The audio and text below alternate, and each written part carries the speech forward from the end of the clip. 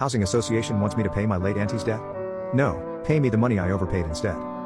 Before I lived in my current place, I was living with my auntie. She was the main tenant who sorted the bills and I would pay her a lump sum each month as board payments. In early 2021 she passed away unexpectedly.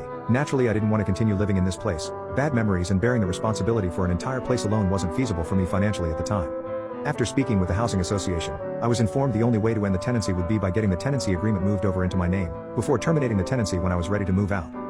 What I didn't know at this point was that my auntie was in arrears on the rent payments. When it came to the point of leaving the tenancy, I had money in savings and just settled up the rent entirely, paying £500 of my auntie's arrears on top of the rent I personally owed from living there alone. I then stayed at the place for a few more weeks before closing the tenancy.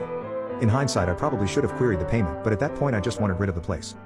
After moving into my new place, I was getting pestered by the housing association who said I still owed about £300 on the previous house. There was a lot of back and forth, before I then asked for a copy of the rent statement.